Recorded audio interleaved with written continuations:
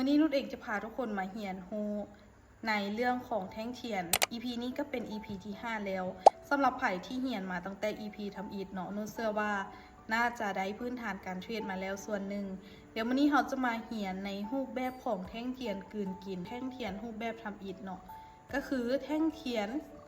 สีเขียวกลืนกินแท่งเทียนสีแดงเนาะเป็นอย่างจึงเกิดมีแท่งเทียนกลืนกินรูปแบบนี้และเป็นอย่างจึงเอิ้นว่าแท่งเทียนกลืนกินเนาะก่อนอื่นหมดให้เฮาสังเกตเบิ่งว่าจะมี2แท่งเทียน1ก็คือจะเป็นแท่งเทียนสีแดง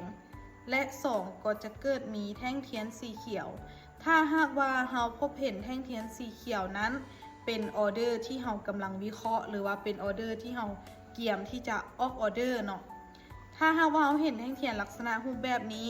แท่งในอดีตนะเป็นแท่งขายและแท่งต่อมาเกิดมีแห่งซื้อที่ใหญ่กว่าแท่งในอดีตเอิ้นว่าแห่งซื้อชนะ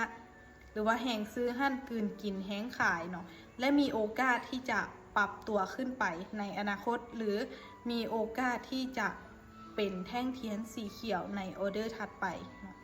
ก็คือสรุปรวมแล้วสรุปง่ายๆก็คือแท่งเทียนตัวนี้ส่วนใหญ่จะเป็นจุดกลับโตถ้าหากว่าเฮาใช้ควบคู่กับตลาดในโซนที่เป็นฐานแนวรับ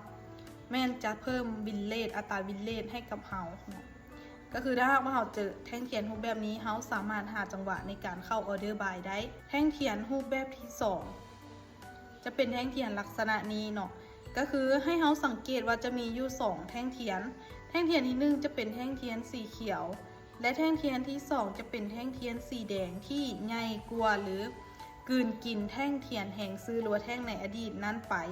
ถ้าหากว่าเราพบเห็นตลาดในลักษณะรูปแบบนี้เอิ้นว่ามีแห้งขายกลืนกินแห้งซื้อหรือว่ามีแห้งขายชนะเนาะและมีโอกาสที่จะปรับตัวลงหากว่าเราอยากให้มันเพิ่มวินเลทที่มันสูงขึ้นเราต้องใช้ควบคู่กับโซนที่เป็นฐานแนวต้านเพราะว่าแท่งเทียนรูปแบบลักษณะนี้มีโอกาสที่จะกลับตัวลงสูงซึ่งนุชเองก็เคยลองใช้ปัจจุบันนี้ก็ยังนำใช้อยู่ในการเทรดเนาะก็ถือว่าค่อนข้างจะโอเคแล้วก็ตอบโจทย์เลยสำหรับตัวของนุชเองถ้าหากว่าทุกคนอยากรู้ว่ามันมีวินเลทสูงหรือน้อยส่ำใดอันนี้นุชอยากให้ทุกคนเนาะเอาไปลองนำไซส์ลองเบิ่งว่ามันมีโอกาสชนะสูงหลายหรือน้อยส่ำใดและเฮามาไซส์นี่